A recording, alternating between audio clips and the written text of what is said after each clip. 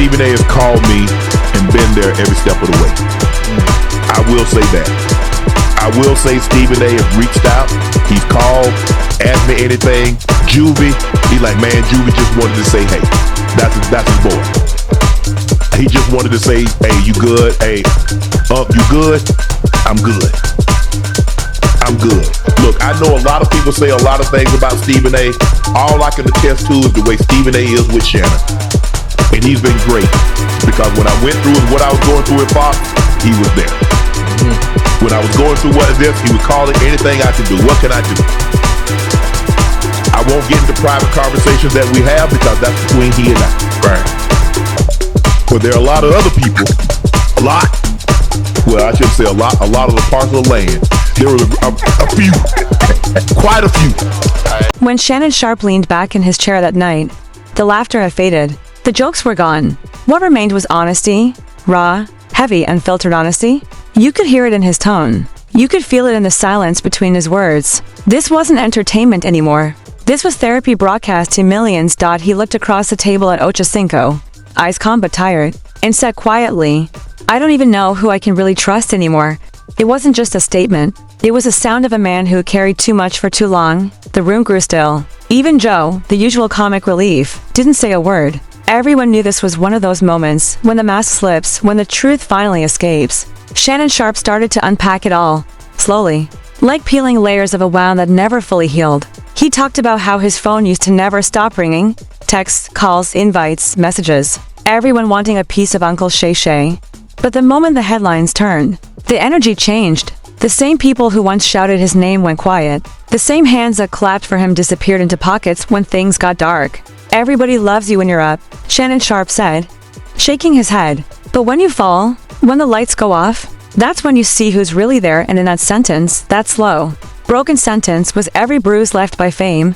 He admitted he'd grown guarded, distant, even paranoid. I'm on high alert now, he confessed. After what I've seen these last 6 months, I don't know who's genuine. Because when the storm hit, most of them vanished. It was the kind of truth most men never say out loud. But Shannon Sharpe wasn't trying to protect an image anymore. He was trying to protect his peace. He compared his life to a storm, not a passing shower, but a full-blown hurricane. You're either walking into the storm in the storm, or walking out of it, his grandmother used to say. Shannon had lived all three. The storm was betrayal. The storm was humiliation. The storm was waking up one day and realizing that success had surrounded him. With strangers wearing smiles, he paused, took a breath, and said the line that cut through everything. The more people you get involved with, the more stories there are to be told. It hit Ochocinco hard. It hit the audience harder. Because everyone knows what that means.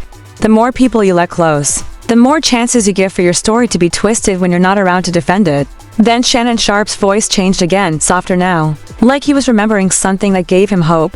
Not everybody left, he said. There were a few who stayed. One of them was Stephen A. Smith, and in that moment, everything shifted for months. Fans had speculated about tension, about rivalry, about whether Stephen A. was truly there for him. But Shannon Sharpe set the record straight right then and there. People say a lot of things about Stephen A. Smith, he said, looking down, choosing every word with care. But I'll tell you what, when I was going through it at Fox, he called. When I was going through it again, he called. Every time. You good? Need anything? I got you. That's a real one. He didn't raise his voice. He didn't need to. The sincerity was enough. In that one confession, you saw gratitude, pain, and pride all at once. Because for all the fame and cameras, for all the awards and followers, what mattered most to Shannon Sharpe wasn't the spotlight. It was loyalty. Real, unshakable loyalty. He explained that after everything he'd experienced, his entire outlook had changed. I used to think the goal was to have a big circle, he said. Now I know better. The circle doesn't need to be big, it just needs to be real. You could feel it. This wasn't a man bitter about the past. This was a man wiser because of it. Even Ochocinco stayed silent, nodding slowly. His usual grin replaced with quiet respect. Because he understood. They all did. Every man on that set had been through it, the high highs, the low lows. The fake support that disappears when you're no longer trending. And as Shannon Sharpe talked about taking his lumps, about being publicly ridiculed, mocked, and doubted, he never once sounded defeated. Instead, he sounded free. I've been down before, he said. I've taken my hits, but I keep moving. Sunshine follows rain. That line stopped everyone cold. It wasn't just optimism, it was survival. Because that's what Shannon Sharpe had become, a survivor. He'd walked through betrayal, humiliation, and silence and somehow come out the other side with clarity. The fake friends were gone. The real ones remained. He smiled as he talked about Stephen A., about Ochocinco, about the few who stayed loyal when loyalty wasn't fashionable. "I'm thankful," he said. "I ain't mad at nobody. But I know who's for me now." The audience watching from home could feel it, the maturity, the calm, the truth behind that smile. This wasn't a comeback story. This was closure when the episode ended. Shannon Sharpe looked like a man who had laid something down, the weight of resentment, the disappointment of betrayal, the pain of realizing that fame doesn't equal family. He'd stopped chasing perfection, stopped seeking approval, stopped expecting loyalty from people who only loved the light, not the lightning. And in that moment, you could see peace finally settling over him. No more explaining, no more defending, just acceptance. Because Shannon Sharpe had learned that when the crowd disappears and the storm passes, you only need one person who's still standing beside you. And for Shannon Sharpe, that one person was Stephen A. Smith, the brother who didn't flinch when the world turned cold. That's what makes a story powerful, not fame, not headlines, not ratings, but truth, the kind that comes from pain. And as Shannon Sharpe ended that night's show with a half smile and tired eyes, one thing was clear: he may have lost the crowd, but he'd finally found his peace. When Shannon Sharpe leaned forward that night on Nightcap, it wasn't about football anymore. It wasn't about sports or ratings or showmanship. It was about life, real life, the kind that doesn't care how many followers you have or how many highlights you've been in, the kind that strips you bare and asks one question: who's really with you when the lights go out? You could hear it in his tone, that deep, quiet ache of someone who's been laughed at, left behind, and misunderstood. "I don't even know who I can trust anymore," Shannon Sharpe said. His voice was calm, but heavy. It wasn't anger. It was fatigue, the kind that only comes after months of pretending everything's fine. Ochocinco looked over, the jokes gone, the smile fading. Even Joe, usually quick with a wisecrack, sat still, watching the man who'd been the Rock of Nightcap finally let his guard down. And that's when Shannon Sharpe began to speak from a place few ever dare to go. He said his phone used to never stop ringing. Back when everything was good, he said, everybody wanted to be around me. Texts every day, calls every week, people telling me how proud they were. He paused. But when the storm hit, when it all came crashing down, those same numbers went quiet. The audience could feel that. Because everyone knows that silence, that cold quiet when the people you thought were family suddenly vanish. Shannon Sharpe continued, everybody loves you when you're up. But when you fall, that's when you see who's real. That's when you find out who's really there for you. His words echoed like truth wrapped in pain. He didn't raise his voice. He didn't have to. Every sentence hit harder because it was real. He admitted he'd become guarded. "I'm on high alert now," he said, leaning back. "After what I've seen these past 6 months, I just can't let people in like before. I'm watching everything because I know how fast folks can turn. Everything because I know how fast folks can turn." There was a pause, not an awkward one, but a thoughtful silence. You could almost hear his thoughts. The memories of people who smiled in his face, but whispered behind his back. Then came the storm metaphor. It was like poetry spilling out of pain. "My grandma used to say," Shannon recalled, "Boy, you're either walking into the storm, you're in the storm, or you're walking out of it." And when he said that, the studio went silent. Because everyone knew Shannon Sharpe had been in all three. He walked into fame, stood in chaos, and finally, was walking out of pain.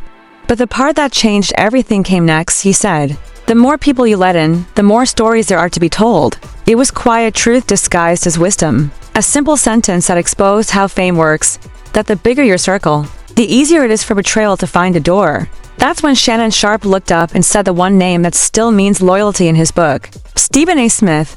"People can say whatever they want about Stephen A.," Shannon said, his tone soft but proud. "But when I was going through it at Fox, he called. When I was going through it again, he called. Every single time, he reached out. You good? You need anything?" That's a real one right there. He didn't exaggerate. He didn't dramatize. It was just truth. Pure, simple truth, because in a world where most people only show up for the celebration, Stephen A. Smith showed up for the storm. And Shannon Sharpe never forgot that. He smiled for a second, that small, tired kind of smile that comes when you talk about someone who truly had your back. "He's been there since day one," Shannon said. "And I don't care what people say about him. All I can speak on is how he's been with me, and he's been solid." In that moment, every rumor, every headline, every whisper that tried to pit them against each other, vanished. This wasn't rivalry. This was respect. Shannon Sharpe went deeper. I've been through humiliation before, he said. Public ridicule, scorn, all that. But this time, I learned something different. I learned that when you stop chasing crowds, you start finding peace. That sentence hit like a sermon. Because that's what this really was, not a sports debate, not a podcast episode, but a sermon for everyone who's ever been abandoned in their lowest hour. He said, "My circle's small now, real small, but it's real. I ain't mad at nobody. I just know who's for me and who's not." Even Ochocinco, who rarely stays serious for long, sat quietly and nodded, because every man in that room knew that feeling of having to rebuild your circle from scratch. Shannon Sharpe wasn't bitter. He wasn't broken. He was wiser.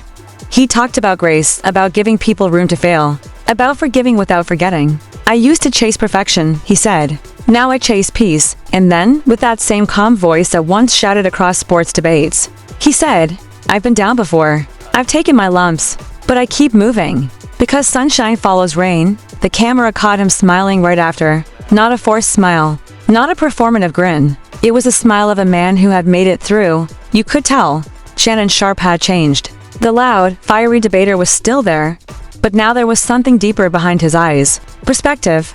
He didn't need to prove anything anymore. Not to the networks, not to the critics, not to the fake friends. He'd already won something far more valuable. Clarity, he said softly. Losing people ain't always a loss. Sometimes it's just God clearing space, and that quiet line, summed up the entire journey from Fox Sports to Nightcap, from betrayal to loyalty, from noise to peace. Shannon Sharpe had walked through every storm and finally understood. You don't need a crowd to feel supported. You just need one real person who won't walk away when it gets ugly. And for Shannon Sharpe, that one person was Stephen A. Smith, the friend who didn't flinch, the brother who didn't run, the man who reminded him that real ones don't need to announce their loyalty. They just show up. As the lights dimmed that night, Shannon Sharpe looked lighter. Not because the pain was gone, but because he'd stopped carrying it alone. He'd lost the crowd, but he found his truth, and for a man who's been through storms, that truth is worth more than applause. Because Shannon Sharpe finally realized, the people who disappear when you fall were never meant to rise with you.